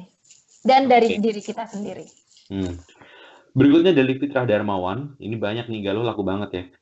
Fitrah Ya Allah, Darmawan. antara laku banget atau nggak jelas ya? Menurut Mbak Galuh, apakah Hmm. penerapan apakah penerapan smart city khususnya di Indonesia harusnya mengedukasi dulu atau oke, saya ulang. Menurut Mbak Galuh, penerapan smart city khususnya di Indonesia, apakah Mhm. seharusnya menerapkan smart city sambil mengedukasi sambil jalan, atau harusnya kita mengedukasi masyarakat dulu baru menerapkan smart city? Mengedukasi masyarakat dulu baru menerapkan smart city atau dua-duanya bareng? Atau iya bareng? Bisa bisa dua-duanya sebenarnya, maksudnya bukan bisa kita edukasi dulu. Sebenarnya edukasi itu bukan sesuatu yang literatur, kita datang ke sekolah-sekolah, kita, ngapain itu, enggak. Kita melakukan project, lalu mereka meningkatkan awareness mereka, lalu mereka tahu. Atau kita yang pertama kata aku adalah menyuplai demand mereka dulu, menyuplai demand mereka, mengubah mindset masyarakat, bisa sampai sekarang juga nggak tahu gimana caranya. Mengubah mindset masyarakat, mengubah political orang-orang yang ada di government dan politik itu menjadikan contoh, memberikan contoh yang baik terhadap masyarakatnya, itu dulu yang nomor satu. Yang kedua, kalau bicara dengan smart city, kita bandingkan sama people, mana yang harusnya adalah, for me people come first. Karena percuma aja kalau jalan bareng terus people-nya sama sekali nggak aware, buat apa? Ini jawaban personal aku ya. Buat apa? Karena ujung-ujungnya juga yang ngerasain itu people gitu. At least step pertama adalah awareness dari people. Oh, kota kita akan mau menuju yang lebih baik nih, kota kita akan ini nih. Misalnya di Berlin atau di Amsterdam. Di Amsterdam itu banyak banget, di Belanda juga di Utrecht. Itu banyak banget mereka anak-anak mudanya ngebagikan brosur-brosur atau buku-buku bahwa Utrecht mau dijadikan seperti ini loh, nanti masyarakatnya bisa bergabung dengan cara ini loh, masyarakatnya bisa berkolaborasi dengan cara ini loh. Mereka menaruh public space itu menjadi project-project mereka, biar apa? Biar awareness mereka tuh mulai meningkat gitu. Jadi kalau menurut aku, kalau personal, people come first. Oke. Berikutnya nih. Sebentar. Ini dia. Untuk dari indikator Boyd Cohen yang dijelaskan tadi, indikator mana saja yang menjadi base smart city dan jenjangnya bagaimana? Indikator mana yang bisa, ini masih bisa aku ubah-ubahkan ya. Bisa. Indikator mana yang bisa menjadi smart city? Menurut saya ini jalan berbarengan sih, tinggal tergantung project apa yang kita jalankan. Misalnya smart people ini adalah project tapi juga tujuan, sama kayak smart economy, itu juga project tapi juga tujuan. Jadi kalau menurut saya ini jalan berbarengan gitu. Oh, udah gitu aja. Iya. Saya kira Kalau menurut panjang. aku sih itu. Oke, nggak apa-apa sih kalau Indikator apa yang paling penting kan? Indikator yang paling penting. Jenjang-jenjangnya bagaimana harusnya? Mana dulu, setelah itu apa? Tergantung project-project, tergantung fokus dan prioritas per kotanya. Memang nggak bisa digeneralisir ya, harus kita lihat ya kebutuhan dari kota tersebut gitu ya. Oke, ini juga panjang. Sejauh yang saya tahu, Bandung, Jakarta, dan Surabaya sudah ada tim Smart City-nya. Perkembangannya sejauh ini sama banyak Bandung udah ada timnya ya? Nice. Oke, katanya sih begitu di sini. Perkembangannya sejauh ini sama banyak-banyaknya aplikasi tidak mengevaluasi penggunanya. Saya nggak tahu, ini kelihatan dia typo sedikit. Saya mengerjakan 5 kota untuk Smart City dengan menggunakan Bandung sebagai kota percontohan. Namun dia aja yang ngasih ini webinar. Ya, kelihatan dia ini menarik nih buat pembicara webinar berikutnya nih. Dia mengerjakan 5 Smart City dengan Bandung sebagai referensi, namun kelima kota tersebut tidak memperhatikan kebutuhan kotanya, namun persis menciplak Bandung. Ya, bagaimana kita harus menghadapi ini ya, di mana pemerintah hanya peduli terhadap persaingan antar kota. Wah, ini menarik nih, ini isu yang sangat real. Gimana tuh? Bagaimana kita menghadapi hal ini? Intinya seperti ini. Intinya dia mengerjakan 5 Smart City, Bandung itu jadi referensinya dia. Terus masalahnya adalah 4 kota yang lain itu cuma, oh yaudah deh, ini Bandung saya copy aja mentah-mentah gitu ya. Seperti itu. Bagaimana kita menghadapinya? Dan bagaimana intinya, karena itu kan terjadi karena ego persaingan antar kota. Bagaimana kita menghadapinya? Itu dia ya masalah, beberapa lalu juga ada isu bahwa smart city itu cuma branding. Smart city cuma branding city aja gitu. Sebenarnya itu cuma urban planning biasa gitu. Bagaimana kita menghadapi city yang seperti itu? Itu permasalahan sangat, saya kira udah lama banget dari Indonesia pasti seperti itu. Yang saya juga dengar ya, jadi gosip. Saya juga dengar bahwa misalnya mereka itu ada salah satu proyek smart city di Indonesia. Mereka sewa vendor, menciptakan aplikasi udah selesai. Ya udah, jadi target mereka atau indikator mereka adalah aplikasi, seberapa banyak aplikasi yang mereka ciptakan. Which is so ridiculous. Bagaimana kita menghadapi hal ini? Ya, maka dari itu salah satu, tapi kalau udah yang government-nya udah seperti itu, yang ya what can we do gitu, apalagi kita citizen, what can we do? Lalu ya itu dia, mungkin disitulah peran-peran akademisi, peran-peran teknokrat, peran-peran citizen, kalau mereka masih mau melakukan suatu movement atau melakukan suatu kontrol terhadap terhadap kebijakan-kebijakan, which is itu udah di luar batasan dari smart city. Mungkin itu lebih pada ini ya, mungkin edukasi kepada stakeholder kali ya, bahwa Iya, tidak semua makanya yang jalan di sana itu akan jalan di sini, mungkin harusnya seperti itu ya. Dan salah satunya juga ada yang namanya smart governance, di mana ya nggak cuma people doang yang harus pintar gitu, governance-nya juga harus ngerti, governance juga harus tahu bahwa kita bukan tinggal di era old school lagi yang semua orang bisa dibodohi, yang semua orang kita bisa kasih data mentah-mentah tapi kita nggak bisa analisis gitu. Terus selain itu juga ada isu yang menarik di smart city adalah bagaimana orang-orang berpikir, para urbanis berpikir bahwa smart city tuh nggak cuma isu untuk digital analysis, nggak cuma isu untuk masyarakat dan urban planning, tapi juga untuk political. Kita banyak sekali reading yang bilang bahwa kita nggak akan bisa bergerak kemana-mana kalau kita nggak punya political will. Jadi orang-orang yang bergerak di government, orang-orang yang politik itu nggak ngerti apa-apa atau bahkan juga nggak mau kerja apa-apa di bidang smart city itu, kita nggak akan jalan kemana-mana. Itulah masalah yang kita hadapi di hampir semua sektor di Indonesia. Itu, menurut saya. Oke, mantap. We have like so many homeworks. Oke. Dan juga kita punya cuma 3 pertanyaan lagi nih. Oke, jadi bear with me. Berikutnya ini namanya cukup unik ya. Ini pasti bukan nama asli. Namanya itu adalah penghuni papa biru. I don't know what that means, but ini pertanyaannya cukup canggih karena ditanyakan dalam bahasa Inggris ya. Wow. What are the best practices available in the areas of renewable and sustainable energy efficient models? And what are the institutional structures to be established for the implementation of smart city missions, especially for developing countries like Indonesia? Thank you. Ini ya, berasa ini Miss Indonesia. Oh bukan, ini berasa ini kalau lu nanti tesis ya, dites, nah ini kayak gini. Oke, yang pertama, jawabnya pakai bahasa apa nih? Boleh pakai Jerman aja kali ya, karena pertanyaan dalam bahasa Inggris. Even Iga.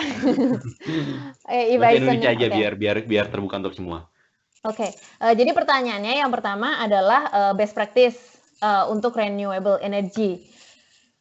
Best practice-nya adalah pada saat ini sebenarnya proyek-proyek yang dilakukan tuh nggak ada yang jelek, proyek-proyek smart city, tergantung kita mau melihat dari sisi apa. Misalnya renewable energy itu bisa disebut dengan mungkin bisa dilihat dengan cara ketik aja smart grid project di Google, itu pasti udah muncul banyak project.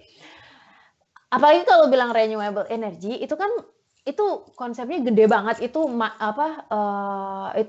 sesuatu yang yang besar yang kita bisa breakdown lagi di yang kecil-kecil. Nah, project smart city itu isinya itu yang kecil-kecil itulah project smart city. Dia tuh nggak, kalau kita bicara urban planning itu kan makro sekali. Nah, smart city dan project smart city itu dia breakdown dia mikro dari si urban planning itu. Nah, kalau misalnya mau melihat best practice apa sih yang ada yang untuk renewable energy, kita harus melihat dulu renewable energy yang di bidang apa. Tapi kalau mau melihat salah satu contohnya, itu bisa dilihat di Belanda, karena Belanda adalah salah satu pionir dari renewable energy gitu, menurut aku.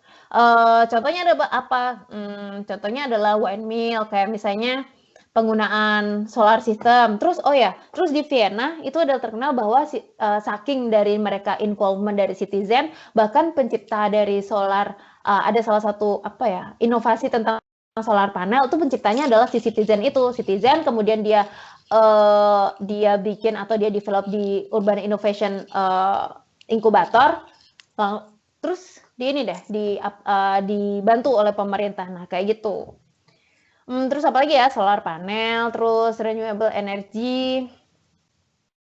Banyak sih tergantung proyeknya. Dia renewable-nya mau jadi apa, itu banyak kok, udah banyak di ini. Best practice-nya karena itu dia, karena city itu berbeda, challenge-nya juga berbeda, jadi susah sih kalau disebut dengan best. Yang namanya best itu yang good practice sih banyak. Cuma kalau best practice aku kurang tahu deh.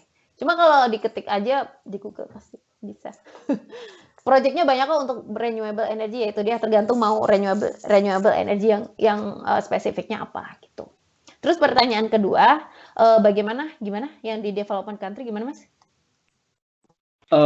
Sebentar saya lihat lagi. What are the institutional structures or EMU to be established for the implementation of smart city mission, especially for developing countries? Kelihatannya dia nanya semacam struktur institusional. Struktur organisasinya itu beda-beda. Itu bukan satu stuck kayak misalnya ada standar struktur organisasi dari UN terus kayak misalnya standar dari lain gitu, atau EU. Kalau EU sepertinya punya EU punya, karena EU kan emang punya badan untuk smart city dan dia bekerja sama dengan negara-negara di EU untuk melakukan smart city. Jadi emang mereka punya satu badan sendiri gitu. Tapi untuk di developing country, saya belum pernah lihat ada ASEAN punya ASEAN. Saya contohnya ASEAN punya badan smart city ASEAN gitu. Kayak belum pernah dengar. Jadi itu masih tergantung antar kota. Misalnya Jakarta punya smart city. Badan smart city itu di bawah kementerian apa? Aku juga kurang tahu. Tapi yang jelas dia punya badan sendiri dan bekerja. Ya dia kayaknya sih independen. Tapi ada di badan pemerintah juga gitu. Cuma kalau di Bandung, aku belum tahu ya udah ada badan secara legislatifnya atau belum, aku kurang tahu. Cuma itu kalau di Indonesia itu beda-beda tiap kota, di India juga beda-beda tiap kota. Tapi di India dia ada di bawah suatu kementerian, lalu langsung ke kota-kota, langsung ke antar kotanya gitu. Jadi beda per kota per negara gitu. Oke, 2 pertanyaan lagi dari No Name. Dari yang saya tangkap, smart city ini sangat berkaitan dengan teknologi yang sangat canggih. Namun bukankah smart city tidak dapat diukur? Dikarenakan kebutuhan setiap kota itu berbeda-beda. Jadi untuk sebuah konsep yang dapat dijadikan patokan untuk negara Indonesia, yang dimana peran budaya sangat kuat dan sangat berperan penting dalam pertumbuhan suatu kota, bisakah suatu kota disebut smart city ketika kebutuhan people sudah terpenuhi dengan bantuan budaya? Dengan bantuan budaya, saya nggak ngerti ya bagaimana mencukupi kebutuhan, nggak tahu ya, mungkin karena saya kuliah teknik ya, saya nggak kuliah filosofi gitu. Saya nggak ngerti gimana maksudnya memenuhi kebutuhan hidup atau fasilitas physical infrastructure dengan cara budaya itu kayak gimana ya, Mas Vero gimana? Ini pertanyaan panjang ya, jadi kita sering lost in translation gitu ya. Jadi mungkin kita perlu menanyakannya dengan lebih pendek. Tapi kalau saya boleh menelaah gitu ya, bisakah suatu kota disebut smart city kalau misalnya orang-orangnya itu sebenarnya sudah cukup terpenuhi dari sisi kebutuhan dasar yang I don't know, I really don't know actually. Mungkin kita skip dulu kali ya. Nanti gini. Gini aja, aku kopas ya. Kita lanjut pertanyaan berikutnya, aku kopas nanti. Jadi kita punya waktu, Galuh punya waktu lebih untuk baca ya. Oke, ini pertanyaan terakhir dari Denny karena ini benar-benar panjang. Denny ini pendek nih. Nah, ini bagus nih. Ini Anda diminta pendapatnya. Prediksi Anda sendiri, berapa tahun lagi Indonesia secara umum dari Sabang sampai Merauke bisa atau siap menjadi smart city? Atau minimal dalam hal smart waste management mungkin? Wah, ini ulang lagi Mas, tolong gimana? Tadi ada yang ngetok pintu.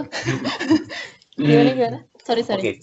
Prediksi Anda, berapa tahun lagi Indonesia secara umum dari Sabang sampai Merauke bisa dan siap menjadi smart city? Atau minimal dalam hal smart waste management mungkin? Berapa tahun lagi?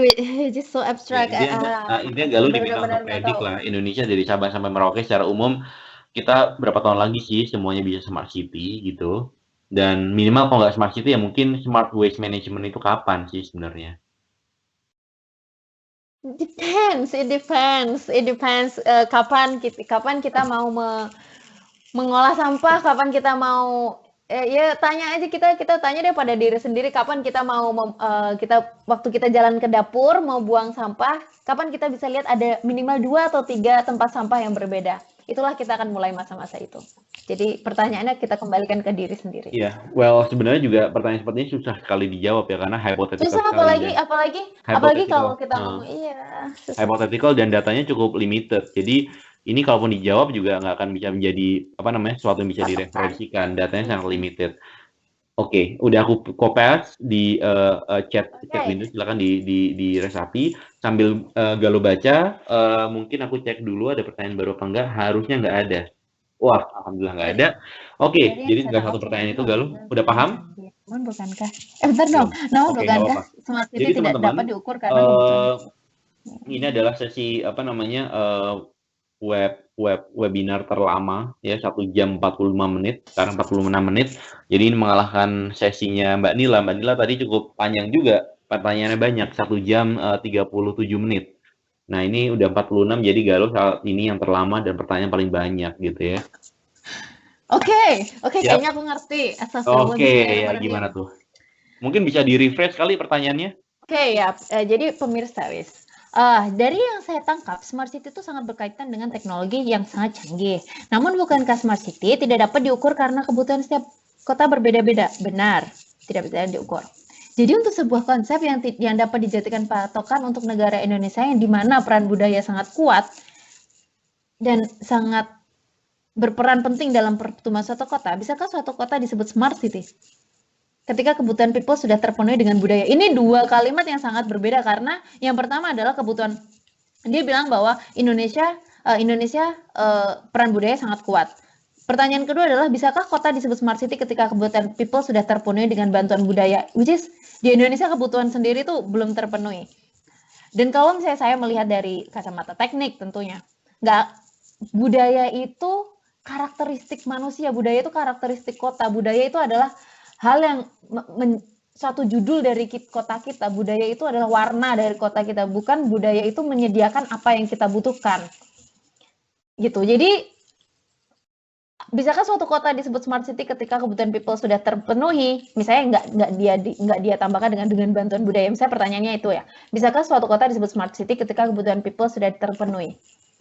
Bisa aja, tapi kapan kita benar-benar ada di posisi bahwa kebutuhan kota itu akan terpenuhi? Saya nggak yakin masa itu ada karena challenge dari kota itu akan terus berkembang, teknologi itu akan terus berkembang, kebutuhan manusia itu akan terus berkembang. Misalnya 10 tahun yang lalu kebutuhan kita adalah mobil, 10 tahun mendatang bukan mobil lagi kebutuhan kita, karena bisa dilihat dari data bahwa masyarakat atau anak muda sekarang yang punya driver license di developed country itu jauh lebih rendah daripada yang dulu karena mereka lebih nyaman menggunakan public transportation. Jadi yang dinamakan kebutuhan aja itu udah berbeda gitu.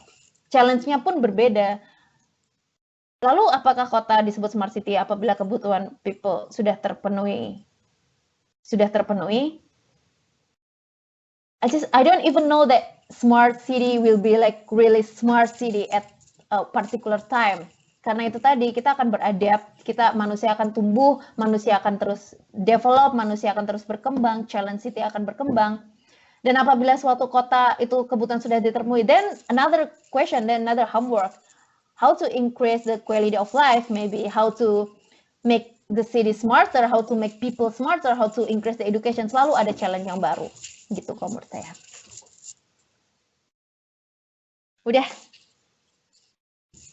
Oke, that concludes our session. Galuh, thank you. Udah jadi sesi terlama gitu ya. Tapi ini hitung-hitung sekalian latihan inilah ya, sekalian latihan ujian lah ya. So, berapa pertanyaan nih? Mungkin banyak banget ini, ada 10 ada lebih. Padahal tesis aku nggak tentang Smart City. Well, no problem gitu kan. Oke, jadi terima kasih Galuh untuk waktunya. Sama-sama, terima kasih juga untuk pendengar. Aku mau ngomong. Oke, Galuh ada mau titip salam tadi, katanya mau titip salam. Iya, terima kasih semuanya untuk yang mau udah menyempatkan waktunya untuk mendengarkan aku. Asik. Maaf kalau banyak hal-hal yang kurang. Maaf bahwa memang literatur aku masih sempit. Yang aku memang masih harus terus membaca, harus terus mengikuti banyak sesi, harus melakukannya belajar lebih banyak. Tapi senang banget bisa sharing di sini. Semoga kita bisa mengubah mindset. Semoga kita sadar bahwa di luar sana, di luar Indonesia, kota itu bukan lagi yang kita lihat gitu. Kota itu udah jauh berkembang. Maka dari itu kita sebagai orang Indonesia, kita harus menyelamatkan kota kita harus berjuang demi kota kita, dan we will go there, we will arrive there soon. Gitu. Oke, mantap. Motivasinya cukup bagus ya di akhir-akhir ya. Oke, so apa namanya? Salam buat mama, dede, ayah. Curhat dong gitu kan. Oke, jadi terakhir saya mau mengingatkan nanti kita ada satu lagi webinar hari Sabtu. Itu saya lupa jam berapa ya, tapi ada di Milis LPDP, itu tentang human side of technology. Ini seru. Karena sekarang orang bicara tentang teknologi, sering bicara tentang startup, sering bicara tentang teknologi yang lagi emerging, baik wearables, VR, AR gitu ya. Tapi banyak orang lupa itu fungsinya apa sih? Apakah kita harus meng-acquire teknologi tersebut?